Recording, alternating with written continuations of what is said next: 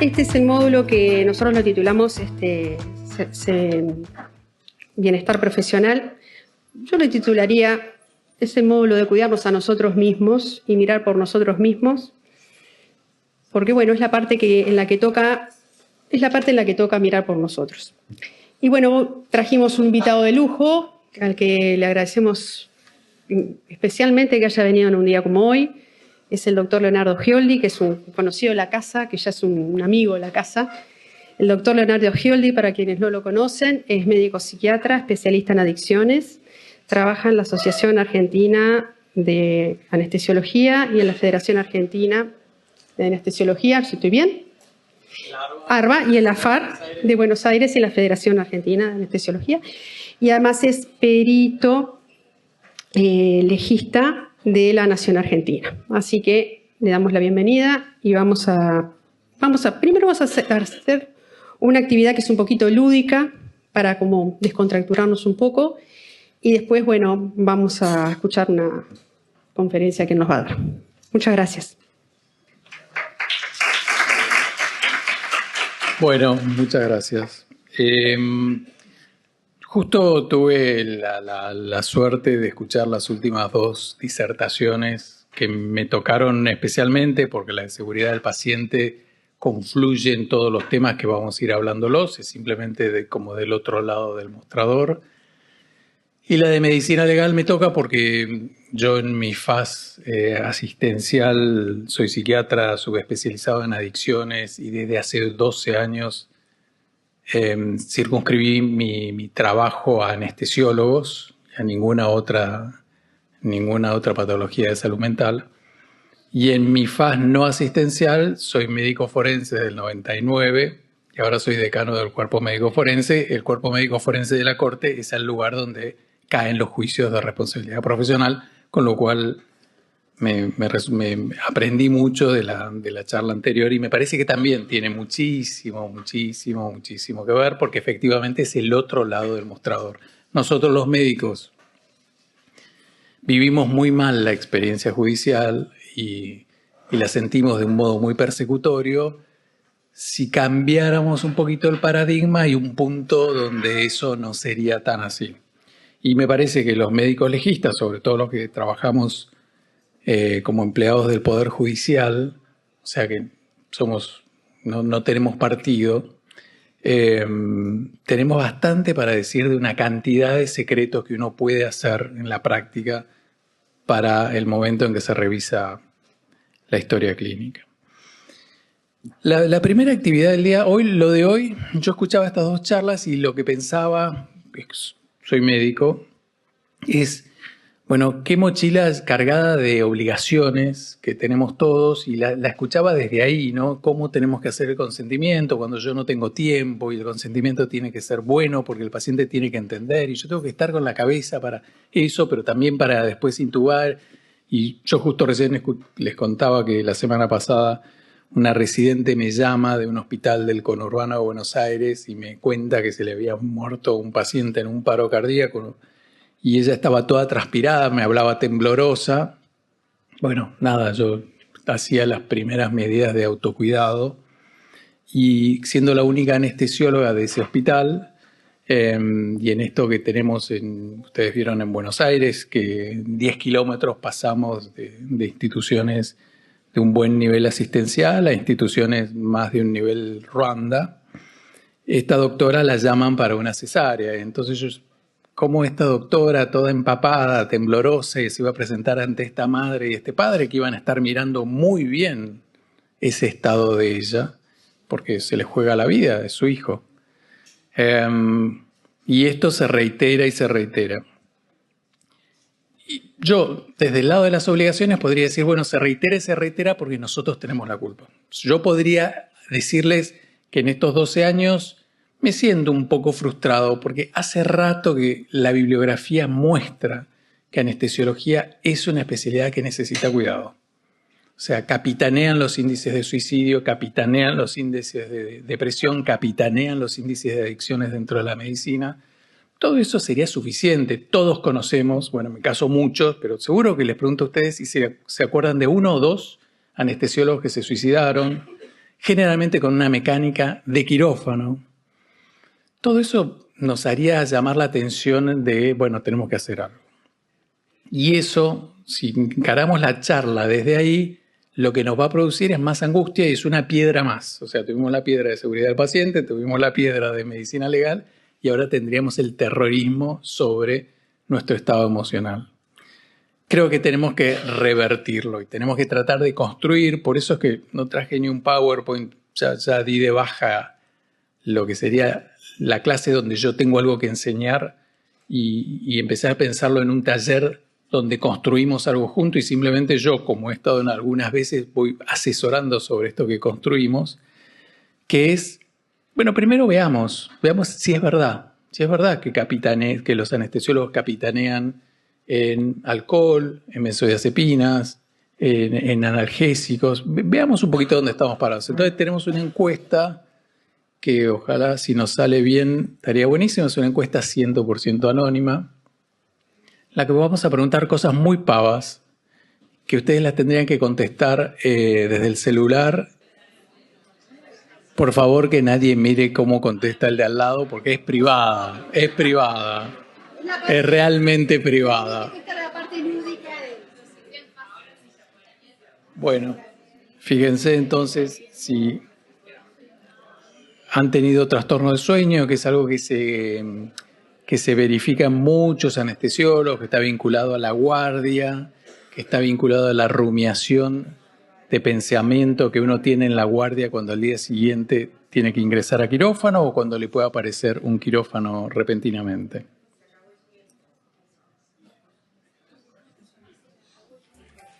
Bien, entonces, como para tener así un mapa, que es simplemente un mapa aleatorio, que no tiene un rigor científico porque somos un grupo al azar, fíjense que el menor de todos ha tenido algo de que no sea un trastorno de sueño. Bueno, el insomnio, ustedes lo entenderán, es propio de la homeostasis cerebral, se produce a consecuencia de un funcionamiento equilibrado del psiquismo, es como el hambre, ¿no? Entonces es de esos factores automáticos, como si uno dijera algunas taquicardias, que indicarían una base de ansiedad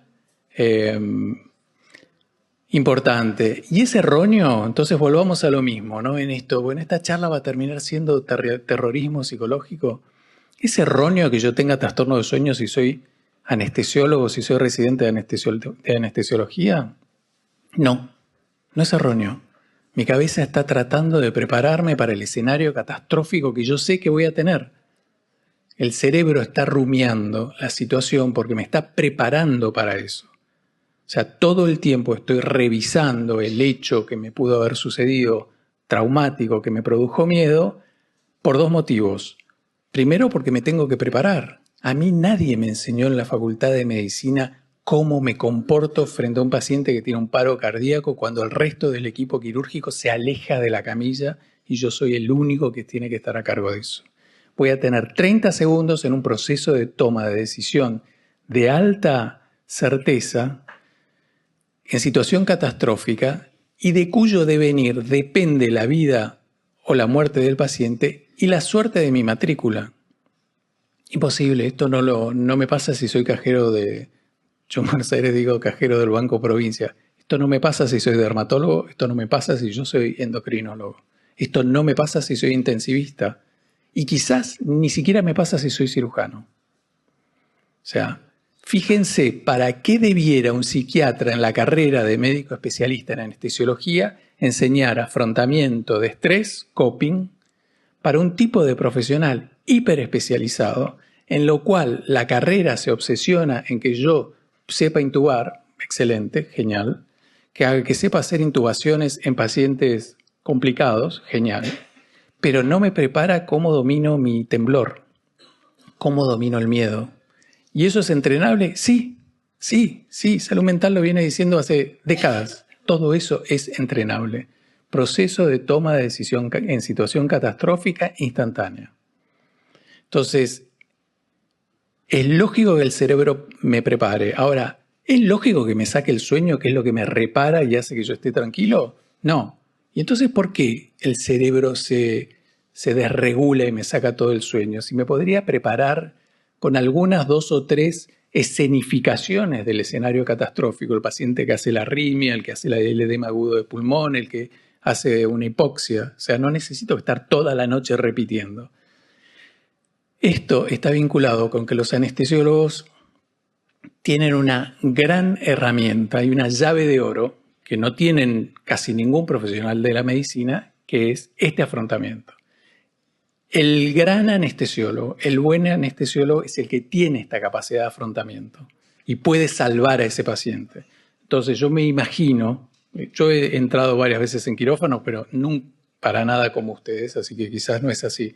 Pero yo me imagino, por lo que escucho, que yo anestesiólogo, el paciente está bien, la máquina me va dando los alarmas y como en la gran mayoría, en mis 10 horas diarias de quirófano, el paciente transcurre automáticamente.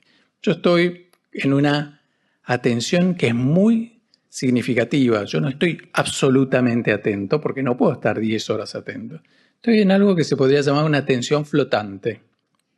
¿No? Puedo estar mirando el celular, puedo estar haciendo algún chiste con alguien, puedo estar distraído, puedo estar disperso, puedo estar pensando en mis problemas personales. De golpe surge una alerta. Entonces yo soy secuestrado de ese tedio, vamos a llamarlo, de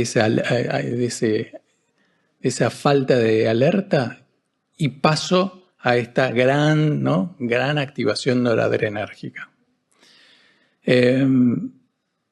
Esta llave de oro del anestesiólogo, o sea, yo voy a conseguir los mejores lugares si yo soy el anestesiólogo que puede afrontar esas situaciones sin ponerme demasiado nervioso y pudiendo tener la cabeza fría. ¿No? Una llave de oro psíquica para la que nadie me preparó. Yo no tuve psiquiatras en la carrera ni psicólogos que me dijeran, bueno, yo como el deportista de alto rendimiento, como el piloto de avión, cuando yo tengo estas situaciones tengo que aplicar estos métodos. Nadie me preparó, me han dejado intuitivamente. Entonces, intuitivamente habrá anestesiólogos que lo logran porque tienen determinadas características, habrá otros que se ponen impulsivos y se enojan y se precipitan, habrá otros que se asustan y no saben cómo reaccionar y se paralizan, y habrá otros que simplemente tienen la sensación de me voy a desmayar. Todas son reacciones normales. Sin embargo, como la herramienta de oro es la capacidad de afrontamiento en situación catastrófica, si yo dijera que tengo miedo, si yo mostrara que estoy tembloroso, si yo dijera me estoy por desmayar, si yo dijera me enfurezco, como pasa, perdería la herramienta de oro. Empezaría a estar estigmatizado, empezaría a perder mi prestigio como profesional. Entonces, esto que es una gran herramienta, muy delicada, fíjense, piensen ¿qué otros profesionales dentro de las profesiones que uno conoce tiene una herramienta psíquica de esa calaña? Termina siendo un obstáculo, porque yo no la aplico solamente en el momento del proceso de toma de decisión en situación de catástrofe. Yo la empiezo a aplicar en todo momento y yo no puedo manifestar las debilidades. Ninguno de nosotros tiene ninguna habilidad que no se haya construido sobre el error. Ninguno de nosotros nace Superman. Todos tenemos habilidades, un poquito más, un poquito menos. Todas se han construido en base a los errores aprendidos. Así que es normal tener miedo, es normal asustarse, es normal enojarse, es normal ponerse impulsivo. Uno, cuando era R1, quizás el R2 si hubiera estado entrenado me hubiera dicho, mira, en este momento, mira cuando te pones ansioso. En este momento vos empezaste a gritar. En este momento te desordenaste. En este momento no pediste ayuda al anestesiólogo del quirófano de al lado. Como yo no puedo manifestar esto que me está sucediendo, eso, en vez de esta herramienta tan valiosa, en vez de funcionar como una herramienta tan sensible de orfebrería psíquica, empieza a funcionar como un escudo emocional. Entonces yo reprimo eso, porque yo incluso me avergüenzo de tener miedo. Yo no se lo voy a contar a mis amigos porque ¿qué sería más ridículo que un anestesiólogo que le diga a su jefe de residentes? La verdad que me asusté mucho, no podía ni parar de temblar. Yo no lo podría decir, entonces empiezo a reprimir. Entonces eso va armando ese escudo emocional. Y ese escudo emocional es el que le da la enorme energía psíquica al mecanismo de rumiación. Entonces no está mal el mecanismo de rumiación. Fíjense que hay un momento en el consultorio que yo ya llego a un punto donde no he encontrado un colega anestesiólogo con adicción a sustancias que yo no haya dicho, lo entiendo perfectamente por qué lo hizo. Entiendo perfectamente el momento de sufrimiento emocional en el cual tuvo que recurrir a un consumo de fentanilo. Y esto va de la mano de que las adicciones, como todos los otros temas de salud mental, no son un motivo de estigma. Uno no es adicto por vicio, sino que uno es un adicto porque está automedicándose una situación que no puede solucionar de otro modo. Y el contexto no me ayuda tampoco. Entonces, trastorno del sueño, hay muchos caminos que llegan hasta ahí. ¿Y es una pavada el trastorno del sueño? Sí, dentro de la patología de salud mental no es de las más graves, pero el trastorno del sueño muchas veces se va a vincular. El anestesiólogo, los que yo conozco, los que yo he escuchado, suelen tener mucha asertividad farmacológica. Tienen como una sensación de conocer las drogas mejor que el resto de los especialistas. Y no me acuerdo mucho de tener colegas que les duela que tengan acidez estomacal y vayan al gastroenterólogo. O que tengan una gran lumbalgia y vayan al traumatólogo o al kinesiólogo. O que tengan mucho dolor de cabeza. Conozco muchos anestesiólogos que con esta asertividad farmacológica, que es parte de su acervo y de su virtud profesional, se automedican. Y no se automedican gradualmente y de a poquito como nos enseñaron en fármaco. Se automedican más fuerte. Entonces, muchas veces estos trastornos del sueño se vinculan a la toma de alcohol y al consumo de benzodiazepinas. Entonces, este trastorno del sueño, que parece un síntoma medio pavo, arma un piso un poco inestable de la estabilidad emocional que yo voy teniendo. Porque una cosa es tenerlo un día y otra cosa es que sea reiterativo. Una cosa es que yo tenga insomnio, me pongo a leer y me duermo, y otra cosa es que yo tenga un insomnio producido por la rumiación de una escena que se me repite y que no la puedo parar. Una escena de miedo donde el paciente tuvo un paro. Y yo me paralizo, por ejemplo. La siguiente. Vieron que las preguntas son un poco tramposas, o sea, son tan genéricas que es casi imposible que alguien diga que no. Tienen un efecto, digamos, pedagógico al ser así. Bueno, muy bien. Solamente un 46% ha requerido medicación ansiolítica. Dentro de este mundo del 46%, es casi la mitad, ahí tendremos al que consume todos los días y ya tiene efectos de acostumbramiento a las benzodiazepinas, y tendremos al que lo hace en forma esporádica. Tendremos al que toma todos los días para dominar el insomnio y tendremos al que lo hace cada tanto. Es decir, lo que le faltaría a esta pregunta es si los episodios de ansiedad han sido por consecuencia de factores laborales. Bueno, una mitad ha tenido episodios de ansiedad de una envergadura tal que ha tomado ansiolíticos, solo para saber más o menos cuáles son nuestras costumbres. La siguiente.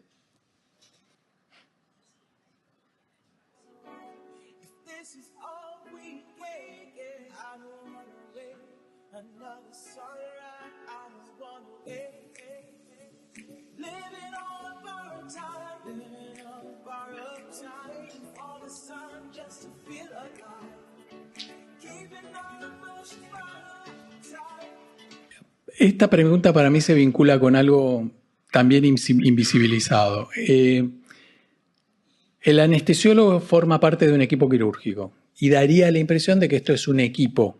Los que más lo han desmenuzado son a veces los jueces cuando han discriminado responsabilidades del equipo quirúrgico y del anestesiólogo por otro lado.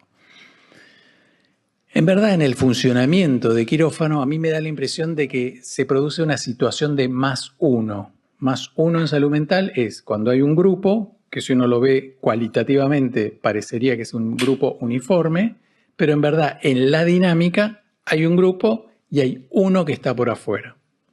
¿Y cuándo yo diría que esto puede pasar? Por ejemplo, hay un funcionamiento de quirófano que transcurre con el objeto quirúrgico, que es aquello que el paciente entiende por lo cual está en quirófano, es lo visible para el paciente. Y esto de que sea lo visible es importante porque los anestesiólogos muchas veces dejan que el liderazgo, digamos, de la conversación con el paciente o la presencia con el paciente la tome el cirujano y el anestesiólogo se invisibiliza. ¿Por qué? ¿Por tímido? Bueno, un poco, porque no le gusta mucho la relación médico-paciente, quizás. Porque tiene una agenda muy cargada y estar invisibilizado le permite irse más rápido de los lugares, quizás también. Este más uno, si esto fuera así, implicaría una enorme soledad para este anestesiólogo que lo estamos ubicando en esta situación de catástrofe. O sea, una cosa es que yo esté solo cuando está todo bien y otra cosa es que yo esté solo cuando la situación es el paro o el evento adverso del paciente. Entonces, lo que suele verificarse es que la especialidad de anestesiología es una especialidad muy solitaria y este es un factor de burnout. Y no solamente eso, sino que en muchos equipos la relación entre quirófano y entre el equipo quirúrgico propiamente dicho y el anestesiólogo no es una relación tan pacífica, sobre todo si yo soy aquel anestesiólogo que no trabaja en un equipo conformado todas las semanas, sino soy el anestesiólogo que trabaja con un X equipo y va yendo de lugar a lugar, o incluso peor, soy aquel anestesiólogo que por algunas características he quedado desprendido de un grupo de pertenencia y me llaman diferentes días, diferentes momentos para ingresar a diferentes equipos. Entonces ahí sería donde más se verifica. ¿Y dónde me parece que también se verifica mucho? En esto. Cuando aparece el evento adverso, lo que yo escucho que cuentan los anestesiólogos es que el equipo quirúrgico se retira de la toma de decisión y se retira y el que queda a cargo de la situación es el anestesiólogo. Algunos anestesiólogos, fíjense, lo he logrado controlar y sigo su actividad, tienen herramientas. Por suerte la comunidad de anestesiólogos, cuando hay 2 o 3 quirófanos, está muy alerta a esto y el anestesiólogo de al lado me ayuda y quizás viene el otro y bueno, después pido cardiólogo y lo logro superar. Pero esta situación de temor, primero que es lógica, primero que es más que entendible. Yo no tengo por qué saber resolver en 30 segundos una situación de la que desconozco el diagnóstico. No es pedible para un médico, no es una obligación de resultados. Cuando escuchaba esto de las obligaciones de medicina legal, creo que un buen consejo como médico legista es asuma el error. El error es parte de la medicina y todos los fallos judiciales lo justifican. No se necesita que no se le pide al médico un saber más allá del estándar profesional que establece la matrícula. Yo no tengo que ser un premio Nobel de medicina, tengo que saber lo que sabe el estándar. Y recordemos también otra cosa, por lo menos en la República Argentina de 1930 hasta la fecha, y me da la impresión de que sucede en casi todos los países del mundo, las sentencias de culpabilidad siempre son negligencia. Nunca es impericia. 95% son negligencia, que es un hecho humano, no es un hecho de desconocimiento. Lo que a mí se me va a cuestionar es si estaba en el baño cuando el paciente hace el paro. Estaba el paciente en paro, me agarra un ataque de pánico y no llamo al anestesiólogo de al lado. El paciente sale de la cirugía y no me quedo a esperar la recuperación anestésica. Entonces, fíjense, si nosotros escucháramos esto, se me achaca negligencia, entonces uno podría calmarse con la locura que tenemos los médicos sobre el saber y sobre el conocimiento técnico que tenemos que tener y sobre el ideal del médico que afronta el evento adverso, que es un mal ideal. Nosotros no debiéramos tener. Cada uno de nosotros, como en la vida, va a afrontar la situación lo mejor que pueda. Y eso implica el error. Y nadie me va a achacar el error en tanto y en cuanto sea un error entendible, que lo más probable es que lo mío sea un error entendible, porque yo voy a seguir un razonamiento científico. Entonces, En este temor que yo tengo frente a determinadas situaciones, fíjese que poco hemos logrado desmenuzar estas situaciones de temor para hacer qué es lo entendible, y razonable y justificado del temor y qué incluso de ese temor me tendría que ayudar a que yo elabore ciertas estrategias. Por ejemplo, siempre que me aparece determinada cantidad de dudas, voy a llamar al anestesiólogo que tengo al lado. Siempre que me aparece, siempre que estoy en tal tipo de cirugías, me pongo temeroso, por ejemplo, pediatría. Bueno, dejo pediatría y empiezo. Siempre que estoy con un equipo nuevo, me aparece más temor. Bueno, empiezo a elegir equipos siempre estables. Si yo pudiera desmenuzar, si yo no estuviera estuviera obligado a reprimir tanto lo que siento como debilidad, esto me ayudaría a perfeccionar mi técnica. La siguiente, por favor.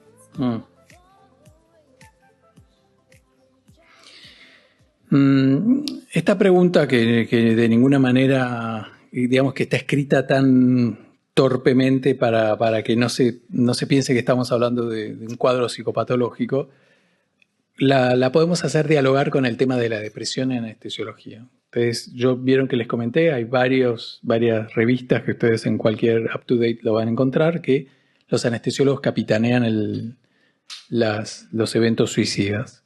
Y esto se vincula con el ánimo depresivo. Entonces, el tema de lo pesimista es uno de esos síntomas, vamos a decir, incipientes del burnout. Entonces, el burnout, que también lo tenemos muy naturalizado y que todos pensamos que con burnout seguimos trabajando y todos decimos que tenemos un poco de burnout, perfecto, recordemos que esto es así hasta un momento en que yo ya no puedo trabajar, que es el momento en el que, voy a decir situaciones concretas que yo escucho, el momento en el que yo salgo, estoy tratando de no tomar alcohol, salgo, un día tomo un Negroni y voy a mi casa y me tomo 4 gin tonic. Y esto está vinculado a mi actividad laboral, burnout. El momento en el que yo ingreso a una institución para hacer pediatría y tengo que, un 31 de diciembre, escaparme del hospital en el que estoy. Todas situaciones que he visto. Entonces, el burnout es cuando yo he tenido síntomas incipientes, ¿no? Irritabilidad en el hogar, explosividad en el hogar, impulsividad, labilidad afectiva. Y empecemos a pensar sobre todo los residentes, en las clases de residentes, cuando uno llega a este momento, ellos suelen decir que los profesionales entre 40 y 50 años son los que más responden a este estereotipo. Una personalidad mayormente impulsiva, o sea, con poca capacidad de discriminar en la vara del estrés. Ustedes vieron que todos estamos acá porque estamos manejando la vara del estrés, ¿no? La vara del estrés es acomodar mi conducta a los estímulos que estoy recibiendo. Y ustedes vieron que lo que tiene cualquier cuadro de regulación emocional es cuando yo empiezo a hiperactuar. ¿Vieron ese día que yo estoy muy cansado, llego a mi casa, un vecino me cierra la puerta en la cara del ascensor y yo quiero subir por la escalera para agarrarlo a trompadas? Me ubican ese momento de la impulsividad. Esos factores son todos los factores que van armando el rompecabezas del burnout, ¿no? Yo empiezo a tener la habilidad afectiva, o sea, paso de la euforia a la tristeza, del pensamiento catastrófico al enojo. Empiezo a estar explosivo, pequeños estímulos me generan grandes enojos y yo no sé bien por qué. Empiezo a estar impulsivo, que esta sí es una característica que afecta, fíjense que en la simulación siempre es uno de los factores principales de error que se va a detectar, ¿no? Estoy simulando la situación del evento adverso, hay todo un equipo, yo tengo los libros, los famosos libros de crisis, y siempre va a haber uno que empieza a liderar por sobre el líder designado. Y siempre empieza a haber uno que se empieza a poner nervioso y se empieza a enojar y empieza a tomar decisiones. Decisiones que en el momento, si yo estoy más asustado, parecen muy arrojadas y correctas. Después, con el diario del lunes, si uno va revisando, quizás uno lo que tendría que pensar es, bueno, esto parece una conducta impulsiva. Yo me puse nervioso y pasé a precipitarme a una acción, pasé a duplicar dosis, pasé a, no sé, lo que ustedes me pudieran decir. Entonces, el pensamiento de ánimo depresivo es bastante frecuente en anestesiología y se vincula con esta plataforma de burnout en la cual, permítanme exagerar, parecería funcionar la especialidad. ¿Sí? Esto sí ya parece medio terrorismo psicológico, pero de alguna manera voy a contar una situación. En un hospital general de una provincia del norte argentino, un anestesiólogo, a ver, las características de este hospital. Los profesionales de planta estaban designados para el turno mañana. La totalidad de los profesionales en el turno mañana estaban en la actividad privada. El hospital durante la mañana quedaba a cargo de los residentes. A los residentes, el de mayor rango, R3, durante la guardia tenía una bolsa con todas las ampollas. Aviso, el tema de la no trazabilidad de las ampollas es un gravísimo error y es una medida que todos podríamos aplicar en nuestros quirófanos. Una mínima trazabilidad todos podríamos aplicar. No digo que aparezca el farmacéutico en todos los días de guardia, pero una mínima trazabilidad y evitar la cantidad de ampollas que circulan en la guardia, una medida de gran consecuencia. Bueno, este R3 iba con la bolsa de todas las ampollas y todos le iban pidiendo lo que sucedía. Ese que era el más respetado y más querido de todos, en un consumo de opiáceos, hace una sobredosis, muere. Ninguno de los residentes se le permitió ausentarse media hora del hospital para concurrir al velorio. Y esto se vincula con un artículo del British Journal que dice lo mismo. Frente al evento del suicidio de un anestesiólogo, en un porcentaje mayoritario, el equipo no hizo ninguna medida. O sea, no se habló, al mes ya no se hablaba más, no se hicieron reuniones de equipo, no se había racionalizado ni se había pensado en ninguna medida de qué tenía que ver ese suicidio conmigo. No, porque más allá de que yo me apene por el que se suicida, lo que todos hacemos, como si a mí me agarra ahora un ataque cardíaco, todos van a decir, bueno, porque se la pasa comiendo, no sé, mucho colesterol. O sea, todos tratamos de descartarnos del que tiene el problema. Y esto sobre todo pasa en las temáticas de salud mental y mayoritariamente pasa en las temáticas de adicciones. En las temáticas de adicciones yo tengo que trabajar activamente contra el prejuicio porque lo que me nace es pensar que es un vicioso y que es un débil.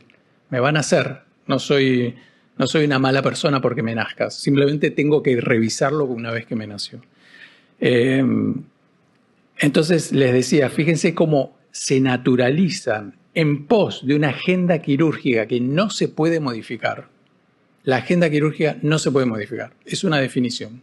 Yo no me iré de vacaciones, yo me podré divorciar, yo podré ir con dengue a la guardia si no hay reemplazo. No se va a modificar. Este es un paradigma de funcionamiento que quizás no estoy haciendo su versión anticapitalista, pero digamos, hay que tenerlo como en consideración, ¿no? La agenda de quirófano, está bien, entiendo, el paciente viene de muy lejos, lo que decíamos, esta colega que estaba con el ambo todo transpirado, bueno, no había otra anestesióloga, que la señora con el parto no iba a ser atendida, en fin, entiendo la lógica que está por detrás. Simplemente digo, bueno, ok, si esto es lo que sucede, por lo menos pongámoslo sobre la mesa y no en términos de queja. Sí, porque muchas veces lo que pasa en estas charlas es que digamos, qué barbaridad, todo funciona mal, es un desastre, y nos quedamos en la queja, nos vamos angustiados, y ese es el mejor mecanismo para que esta charla no genere el objetivo que tiene esta charla, que es, hay que armar un espacio de bienestar ocupacional. Es muy fácil armarlo, tiene cero complejidad, se necesita 1, 2, 3 anestesiólogos que tengan sensibilidad en el tema y un profesional de salud mental que lo va a ir armando. No se necesita más. La siguiente, por favor. Bueno, los que contestaron que no utilizan.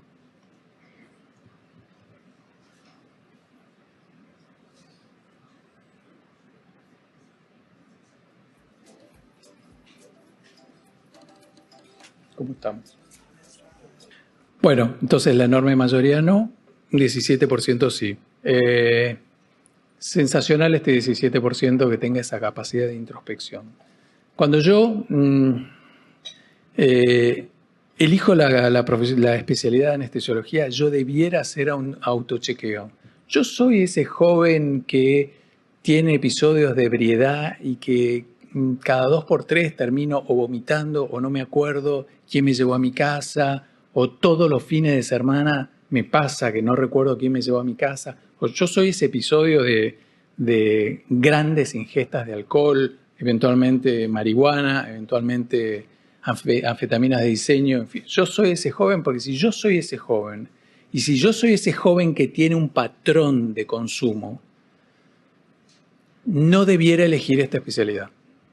O sea, no sé cómo será acá. En Argentina, por un tema de que supuestamente habría discriminación, si uno elige los perfiles de tal y de cual, no se le puede preguntar nada, no se podría hacer ni un psicodiagnóstico a los colegas que quieren ingresar. ¿Y eso está bien? No, está muy mal. Está muy mal porque el derecho del paciente prevalece sobre los derechos del profesional al momento de atender. O sea, nosotros recordemos que estamos eligiendo una especialidad que exige quirófano seguro. Quirófano seguro es muchas cosas, que los aparatos funcionen, que esté el cirujano, que esté la instrumentadora, que esté el carro de anestesia y que esté un anestesiólogo que no esté drogado, que no se vaya al baño, que no esté nervioso, que esté todo el tiempo al lado del paciente. Entonces yo le preguntaría a ese residente, esta pregunta se la haría como se la haría si tuviera un hijo. Le diría, mira, si vos tenés este patrón, esta no es la especialidad. Y otra cosa que le diría es, mira, si estás eligiendo, en Argentina pasa muchísimo, si estás eligiendo esta especialidad por los honorarios, si vos me vas a contar que el contacto con el paciente un poquito te repugna, que estás evitativo en relación a la enfermedad, que la demanda emocional de la persona enferma te agota, te asusta, te cansa, no es la especialidad. No confundas anestesiología con anatomía patológica. Anestesiología efectivamente anestesiología no tiene una relación médica como la que hace el clínico. Pero cuando yo estoy paradito, no hice la entrevista preanestésica, gravísimo error. Yo no lo digo desde lo técnico, como decía el doctor en seguridad del paciente. Lo digo, sí, ¿cómo? Cristian, sí, que él lo decía desde la seguridad del paciente. No, yo lo digo de que mi mejor reaseguro para mi matrícula después de 30 años de médico forense es, lo miro, le doy la mano, me presento, siéntese cómo se siente. Es 30 segundos.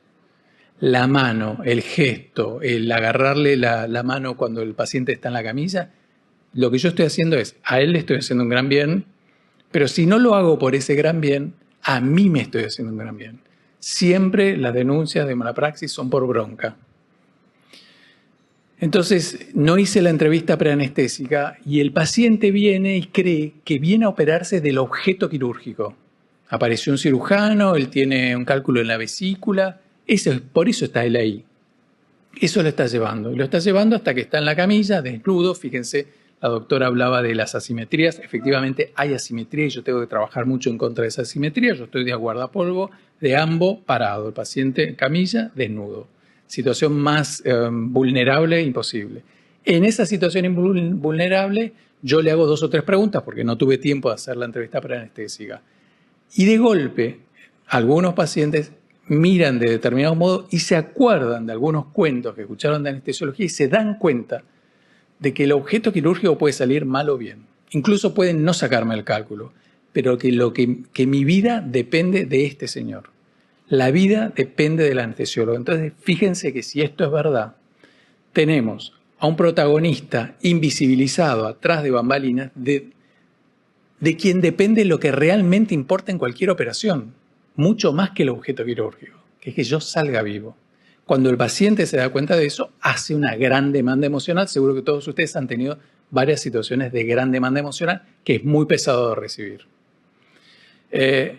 Si yo no tengo eso, parezco Paulo Coelho, si yo no tengo eso humanista, si no hay algo que a mí me satisfaga del hecho médico brutal de una persona que pide ayuda y que yo le doy una mano, si yo no lo tengo y elijo anestesiología por el honorario, es casi seguro que voy a tener burnout. Porque esta especialidad me podrá dar un buen honorario. Pero me lo va a dar, incluso yo quizás tengo un honorario de un empresario de una pyme. Muy buen honorario, muchísimo mejor que un especialista de cualquier otra especialidad. Lo que no me tengo que olvidar es que yo voy a tener 60 años y voy a tener que seguir poniendo el cuerpo, porque el dueño de una pyme tiene un gerente, tiene obreros, tiene capataces. El día que se enferma no va a la fábrica. Yo, para tener ese buen honorario, del cual toda mi familia depende, mis hijos ya van a un colegio privado, yo ya tengo una casa de fin de semana, o sea, el buen honorario funciona bien si yo lo uso para mejorar mi calidad de vida profesional y secundariamente la calidad de vida de mi familia. Si yo el buen honorario me genera un gasto fijo del cual estoy preso, y si yo elegí esta profesión por el honorario, yo, si fuera mi hijo o mi hija, le diría, esta no es la especialidad. Porque efectivamente muchas veces vos vas a zafar de relaciones médicas complejas, pero te va a pasar el día que llegó un joven que tuvo un accidente de moto, que muere en quirófano, que tenés a la madre ahí afuera, que los cirujanos no quieren porque te achacan a vos, que hubo algún error por tu culpa, no quieren dar la noticia y la tenés que dar vos. Y tenés que saber darla. Hay que mirar a los ojos, hay que buscar un lugar apartado, hay que darla en forma escalonada. Todas estas, fíjense, son cosas simples que se entrenan. El problema es que las carreras de médico especialista, por lo menos en Argentina, están obsesionados con las habilidades duras. Obsesionados. El tema es cómo intuban, el tema es todo lo técnico duro. Y cada vez que yo digo, sí, pero miren que Canadá, que Estados Unidos, que España, que hay países muy importantes que están diciendo habilidades blandas es un gran secreto, todos me dicen es pérdida de tiempo, pérdida de inversión, una tontería, Paulo Coelho. No es Paulo Coelho, porque el 95% de las sentencias de mala praxis es negligencia. Y negligencia es una actitud humana, no es una actitud técnica. Entonces, si yo pudiera hacer un primer tamiz cuando ingresa un profesional y tener un primer filtrado, habría perfiles de personalidad que no son los más convenientes. Y esto lo agrego porque me llama la atención que cuando estas charlas se les da a los más jóvenes, a la generación centennial, es una generación que nace más o menos en el 94-95, es la que nace en la era digital, Internet es la realidad, que todos los trabajos de salud mental dicen, justo mis dos hijas van a ese perfil, la generación que tiene más, vieron que se la denomina la generación de cristal, es una generación mucho más débil, mucho más vinculada a trastornos de ansiedad, con mucha más ineficiencia, mucho menos capacidad de afrontamiento de los que tenemos más edad. Bueno, esa generación son los residentes. No sé si a ustedes les pasa, pero en la República Argentina los jóvenes residentes están presentando cantidad impresionante de una epidemia de temas de género por un lado, de dificultades con el vínculo jerárquico establecido en la jerarquía y que es vivenciado como maltrato laboral, y de gran dificultad para el afrontamiento de situaciones frustrantes, todas características de esta generación. Entonces decía, cuando yo hago con residentes, los índices de benzodiazepina son muy diferentes. Es una generación donde el consumo, fíjense que todas nuestras sociedades, ustedes lo tienen incluso legalizado, nosotros consumimos todo el tiempo. Tomo un café para levantarme, fumo un cigarrillo, cuando llego a mi casa para poder desconcentrarme me tomo un vaso de whisky, si no es un vaso de whisky abro una botella de vino o dos y después a la noche me tomo una benzodiazepina. Todos consumimos. Simplemente que nos es más fácil decir que son solamente los jóvenes. Los jóvenes consumen mucho más, ¿no? Les hemos puesto las latitas de energizantes en los supermercados de venta libre y yo con esa latita puedo tomar muchísimo más alcohol. Así que era elemental que si yo ponía, siempre me indigno con el ministro de Salud de la Argentina, que al mismo tiempo que estableció la campaña antitabáquica más exitosa que tuvo la historia de la República Argentina, casualmente vinculada con la aparición de un gran fármaco para el tabaco que era el Champix, también posibilitó que las latitas de energizantes estén en los supermercados. Es obvio que si yo soy joven, hago una jarra y mezclo champán con latita de energizante, porque es obvio que eso me va a permitir tomar mucho más. El tema es que eso hace que lo que yo antes veía un alcoholismo en 15 años, ahora lo veo en 3. Entonces, nada, quiero decir que esta generación es mucho más propicia al alcohol. ¿Tenemos? No, entonces pregúntame vos. ¿Querés preguntarme alguna de las temas o les parece? Yo puedo seguir 5 horas, es insoportable, porque trabajo hace 12 años en esto. Pero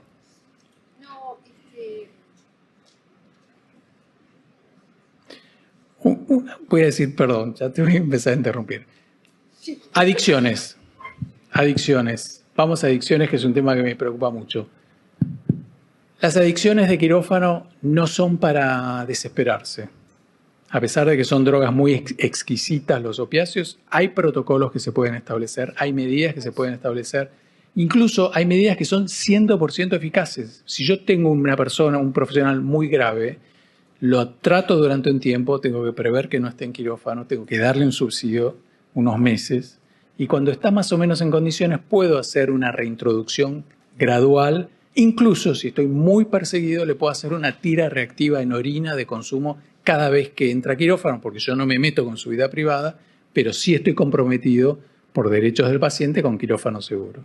Entonces, hay un mensaje para mí muy importante que decir, es que el cuco de las adicciones de quirófano deja de serlo el día que se aprueba un protocolo con un seguimiento y hay grupos profesionales rigurosos que aseguran la confidencialidad de lo que están trabajando.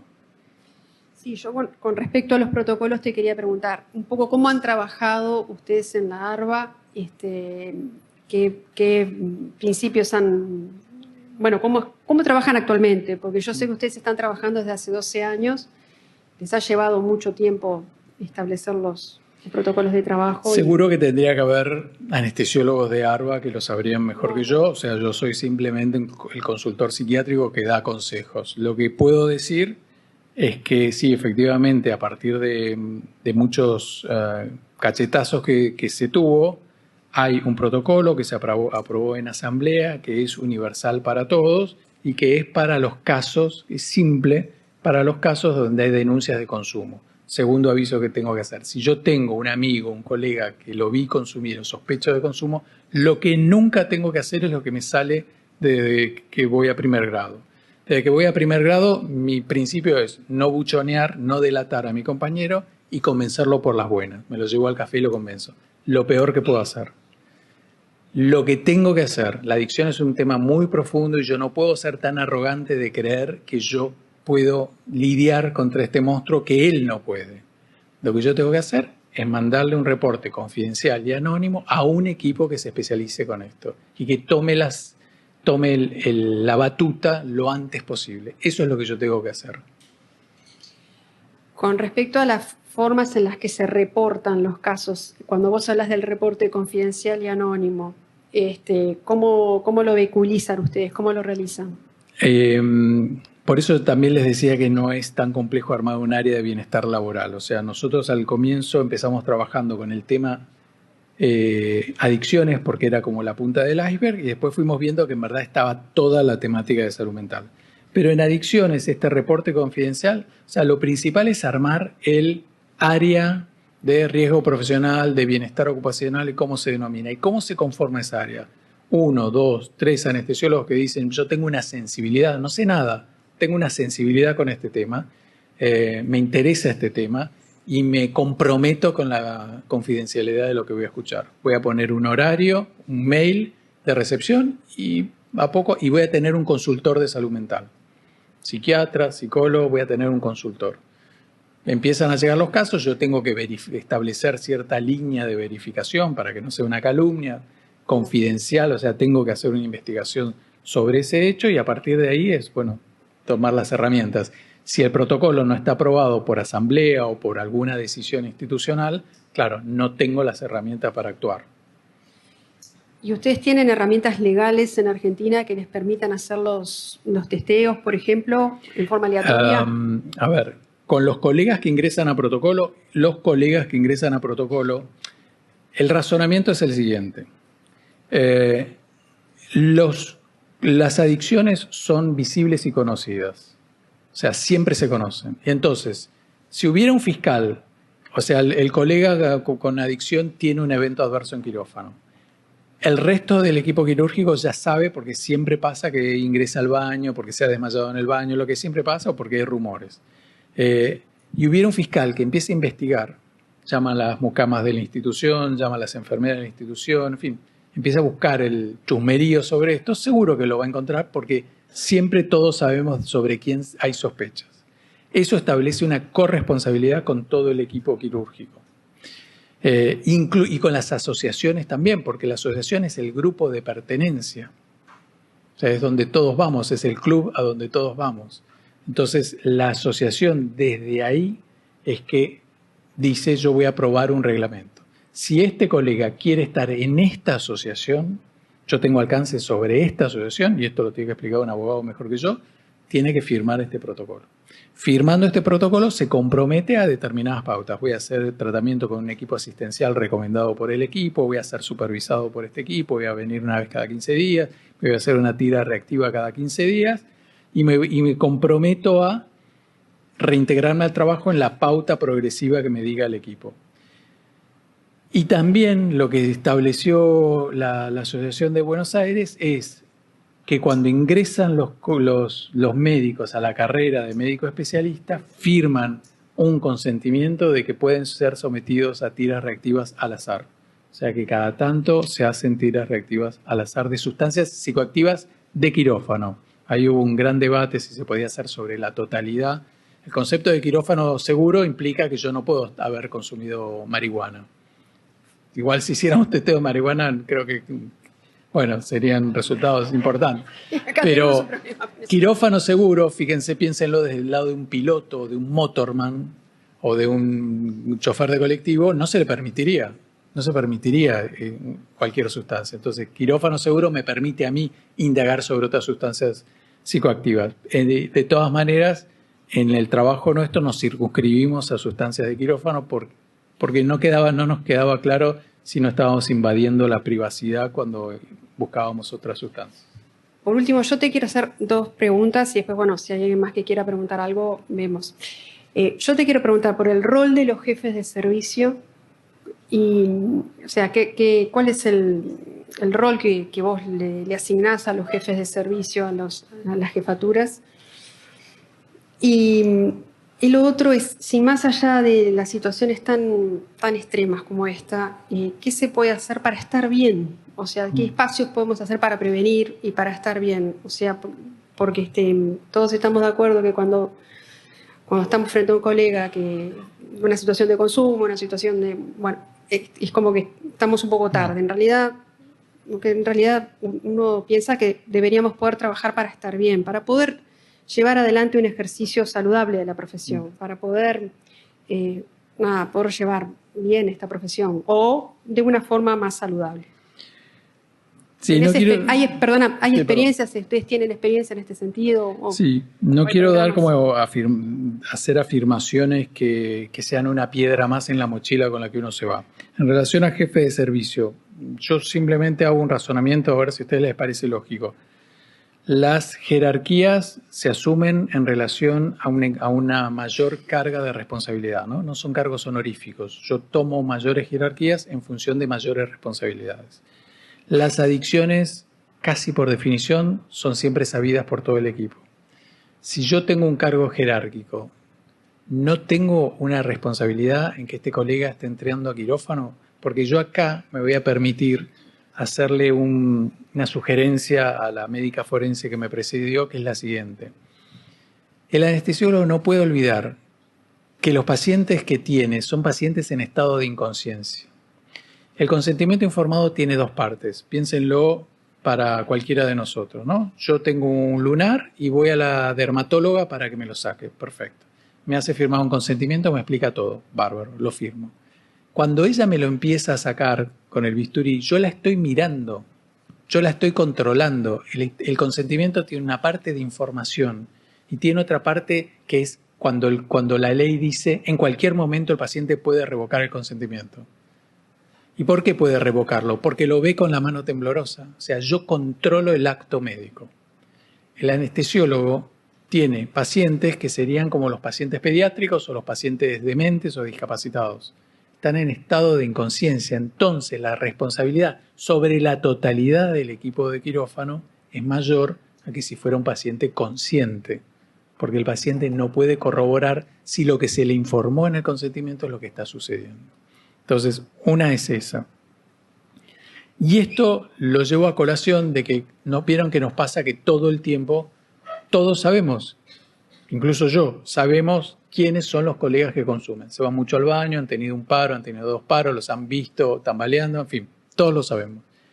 Está bien, en la enorme mayoría de los casos no sucede nada, pero si sucediera el caso, ¿no? El colega está en un estado de toxicidad que ejecuta una mala praxis. Y si tuviéramos a un fiscal casado con una anestesióloga que dijera, bueno, yo voy a empezar a tirar el hilo de acá, como ese camarista que contaba que se fue al estacionamiento a ver a qué hora se iba el auto del anestesiólogo de una clínica de cirugía estética y buscó en el ticket de estacionamiento, en un fallo que hay en Buenos Aires. No podría buscar y decir, pero esto lo sabían todos. Era Vox Populi, todos lo sabían y lo dejaban entrar. Y todos tienen un deber de custodia como si fuera con el paciente pediátrico. Hay un deber de custodia con el paciente que está inconsciente, porque él no se puede valer por sus propios medios. Entonces, a mí me parece que sí, las jerarquías implican obligaciones. Y que por otro lado, también si ese mismo fiscal convocara a cualquier psiquiatra y le preguntara, a ver, si usted es jefe de servicio y le llega alguna referencia de que hay un colega que está diciendo que se quiere matar, o que hay un colega que hay muchos rumores de que consume. Para salud mental, ¿es mejor que se intervenga temprano o que se lo deje actuar y se le haga una charla motivacional? Obvio que todos los profesionales de salud mental van a decir, no, hay que actuar cuanto antes. Entonces, me parece que las jerarquías implican responsabilidad en relación a estas temáticas. Con respecto a los programas de prevención o de... ¿Hay algún tipo de experiencia que ustedes tienen? Sí, esto también lo hablábamos un poco antes. Esto que yo estoy diciendo y que quizás ahora podemos compartir cierta preocupación, es muy difícil, es muy nadar contra la corriente porque esto va muy en contra de la agenda de quirófano, de lo apurado que estamos todos, de la cantidad de trabajo que tenemos todos. Es difícil que nosotros digamos, bueno, vamos a juntarnos para hablar de este problema y qué solución tiene. Efectivamente, si la carrera de médicos especialistas empieza a incorporar habilidades blandas es una materia que hable de adicciones, una materia que hable de afrontamiento de estrés, una materia que hable de taller de malas noticias, una materia que hable de anestesia, evaluación preoperatoria. Parecen tonterías, pero les aseguro que las habilidades blandas son las destrezas de afrontamiento al estrés.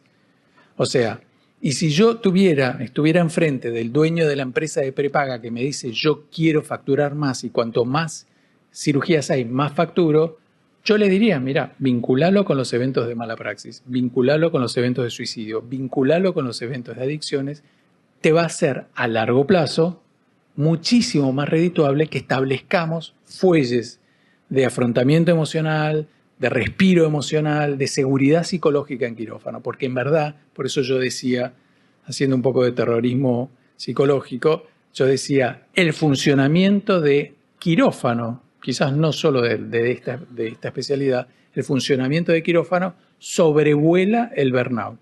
El burnout es funcional a este funcionamiento desmedido de quirófano, cronometrado de quirófano. Sin que eso se entienda que aquel anestesiólogo que tiene estas habilidades blandas trabaja el triple, tiene muchísima más capacidad técnico-profesional, los pacientes van a estar muchísimo más atendidos, va a disminuir muchísimo el índice de evaluación judicial de la conducta médica. O sea, así como estamos parados, los médicos vamos a un callejón sin salida, porque las empresas de salud nos van a llevar a trabajar cada vez más y ellas no van a ser, ellas recibirán un amparo que les obliga a hacer un tratamiento, no van a ser las que respondan por los juicios de responsabilidad profesional. Y si responden, van a responder económicamente. El que responde con su cuerpo y su profesión somos los médicos. O sea, no hay duda de que las asociaciones médicas, porque tampoco es que el médico de a pie podemos hacer nada frente a esto, las asociaciones médicas tienen que establecer estos protocolos que empiezan el primer año de la residencia. Bueno. Perdón por mi tono emocional medio elevado. Un gusto. Estamos medio cortos de tiempo, pero ¿alguien quiere hacer alguna pregunta? Acá hay varios. Muy bien. ¿Se le alcanza? ¿Qué tal? Soy el doctor Jaichenko de Buenos Aires. Un gusto. Un comentario nada más. Yo soy jefe de servicio, hay 70 anestesiólogos en el hospital, más 25 residentes, y la verdad yo no creo tener la capacidad de darme cuenta. De hecho, hemos tenido suicidios y yo me entero a posteriori, y no es que uno no esté atento, con lo cual no es fácil darse cuenta. Y lo que yo pensé muchas veces es esto. Yo me acabo de enterar que la asociación ahora puede hacer tiras reactivas a los residentes, pero así como mencionaste en el primer mundo, España, Estados Unidos, se lo pueden hacer a cualquiera las instituciones. Uno cuando firma el contrato, puede ser un sábado a las 2 de la mañana, te llaman, pasás por el hospital y le hacen una tira reactiva. Me parece que eso sería de mucha utilidad en nuestro caso. Absolutamente, sí. Un gusto que esté el doctor acá. Sí, absolutamente. El derecho al paciente, fíjense que los derechos al paciente, ustedes escucharon la ley de derecho al paciente, se lleva puesto todos los demás derechos. ¿Por qué? Porque el derecho del paciente son los principales derechos de toda la Constitución: vida, salud, libertad y dignidad. O sea, se lleva puesto todos nuestros derechos laborales, todo. Entonces yo, en relación a los derechos del paciente, muchas veces sucede que nos dicen, che, pero vos no le podés decir al colega tal que no esté en quirófano porque te va a acusar de discriminación, te va a denunciar por discriminación. En 12 años eso no sucedió nunca. ¿Y por qué no sucedió nunca? Una vez sucedió. Me llamaron a declarar. Le dije, doctor, o sea, es muy simple la explicación. Le explico lo que es la definición de adicción. Enfermedad crónica sujeta a reagudizaciones.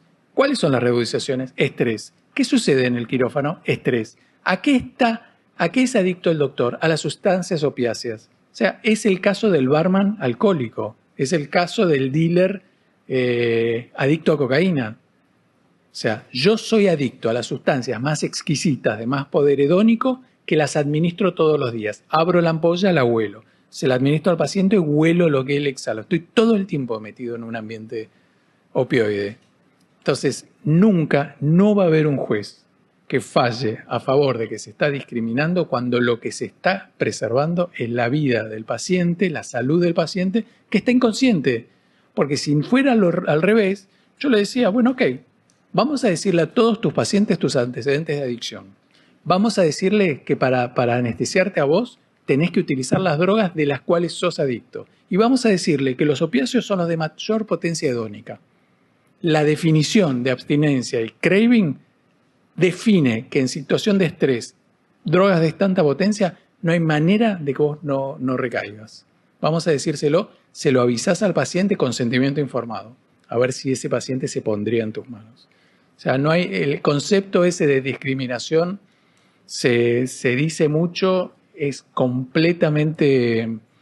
no habría un juez que diga que es discriminación cuando lo que está en juego es el derecho a la salud de un paciente que está inconsciente. Otra pregunta, ¿puede ser? Sí,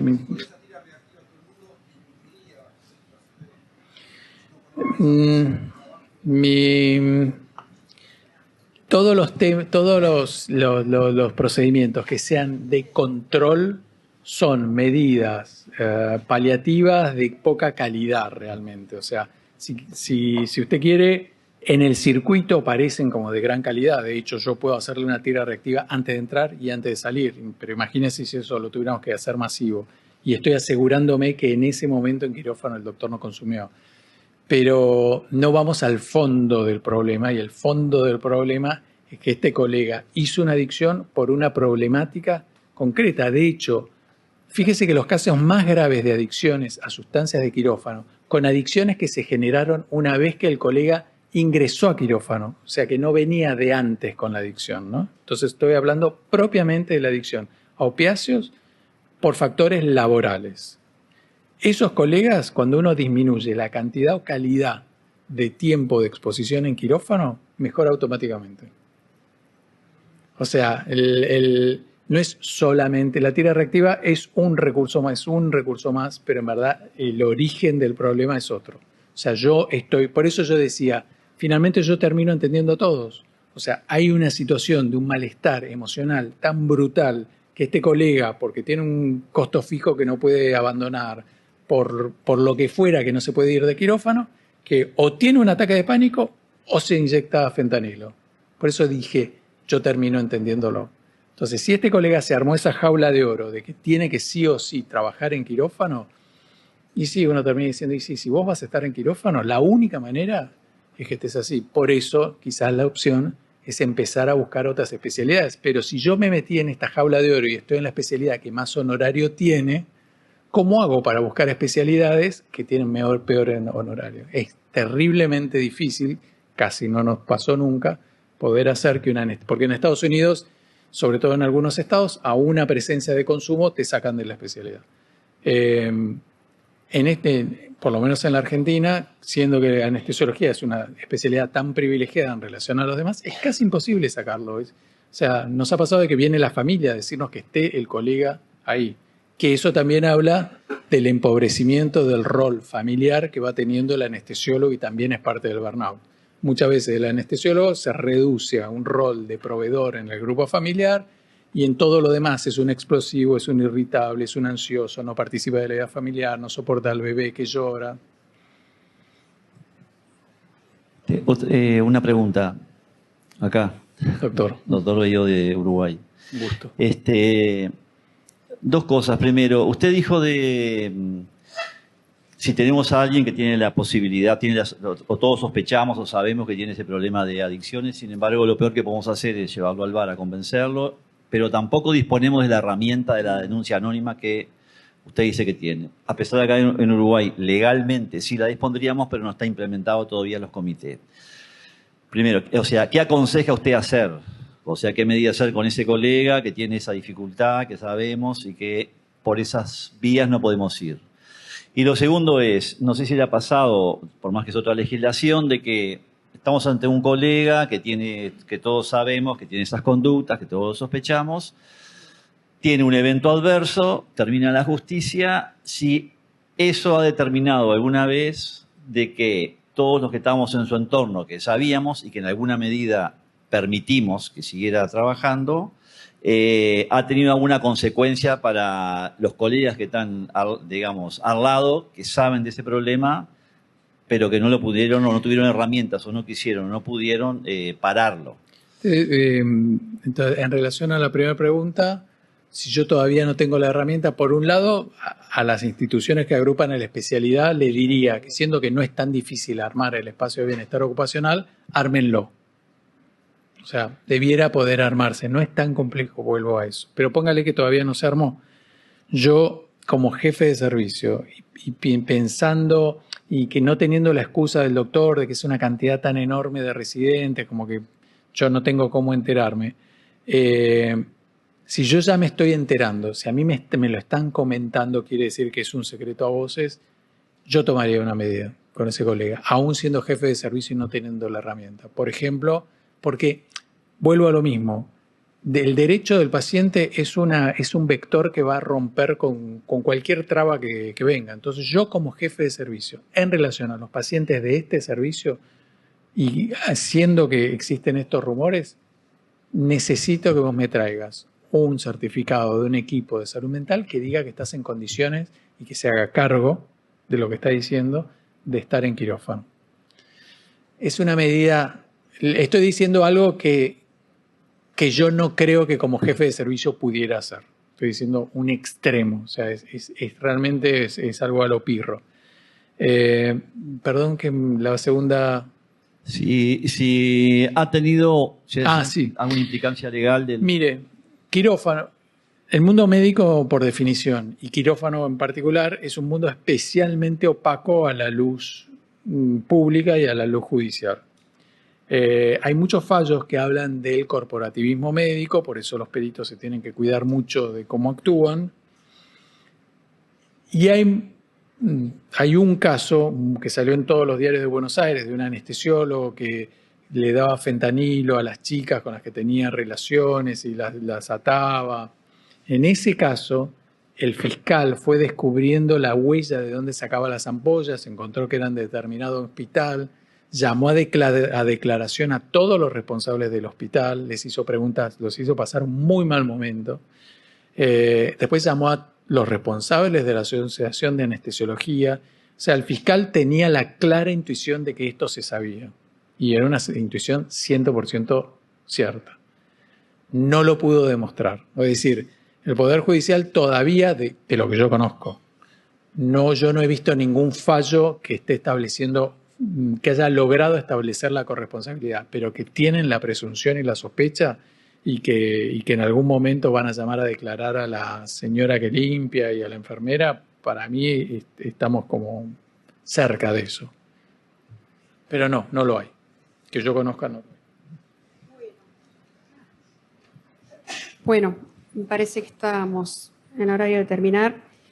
Agradecerle a Leonardo la presencia, la charla que estuvo excelente como siempre, y decirles que, bueno, que estamos empezando a trabajar en construir ese espacio, estamos empezando a armar una comisión de bienestar profesional en la Sociedad de Anestesia.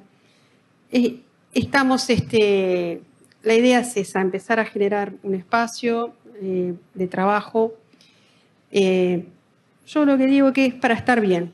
A mí me gusta hablar de estar bien, de poder generar un espacio para los colegas. Nosotros hacemos estas instancias de los congresos para formarnos, para ser buenos profesionales, para poder darle lo mejor a nuestros pacientes. También tenemos que entender que si nosotros no nos cuidamos a nosotros, tampoco vamos a poder ser buenos profesionales para nuestros pacientes. Muchas gracias a todos por haber venido. Gracias. Muchas gracias.